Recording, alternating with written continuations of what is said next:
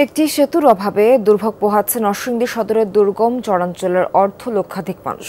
সেতু না থাকায় বছরের পর বছর ঝুঁকি নিয়ে নৌকায় পারাপার করতে হচ্ছে আলোকবালির বাসিন্দাদের। যোগাযোগ সহজ না হওয়ায় হচ্ছে না আর্থসামাজিক উন্নয়নও। তবে জনগণের কথা বিবেচনা করে অঞ্চলে একটি সেতু নির্মাণের সম্ভাব্যতা যাচাই করা হয়েছে বলে জানিয়েছে স্থানীয় সরকার প্রকৌশল অধিদপ্তর। আর এইটা ওইটা না, কাপড় ধোয়ার একটাই সলিউশন, চাকা অল ইন ওয়ান।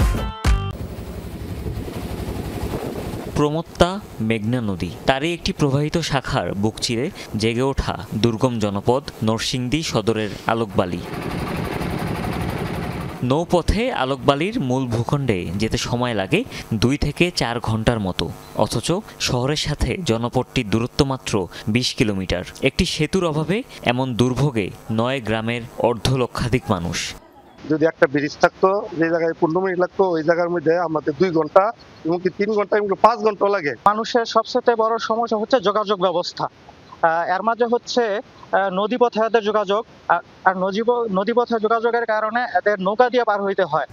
শহরে যাতায়াতের একমাত্র ভরসা নৌপথ, তাই ঝুঁকি নিয়েই নদী পার হতে হয় শিক্ষার্থী, কর্মজীবী ও জরুরি রোগীদের। বর্ষায় পানি বাড়লে বাড়ে দুর্ঘটনা, শুষ্ক মৌসুমে কচুরিপানায় ঘটে বিপত্তি। অন্যদিকে সেতুর অভাবে বেগবান হচ্ছে না গ্রামীণ অর্থনীতিও, নানা সুবিধা থেকে বঞ্চিতই থেকে যাচ্ছে চরবাসী।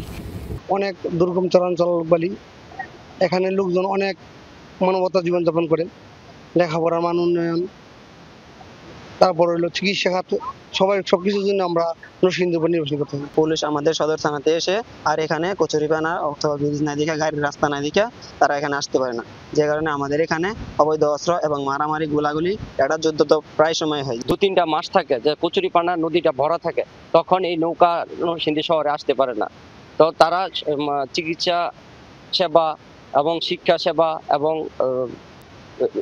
এই সেবাগুলি থেকে তারা বঞ্চিত হয়।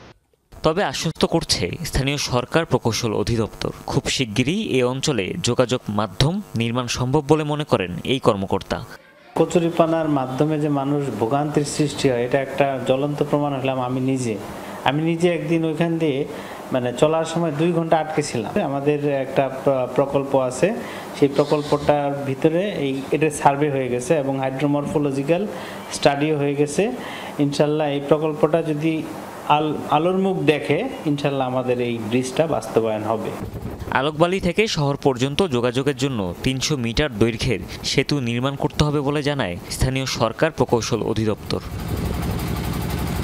হুমায়ুন রশিদ, যমুনা নিউজ।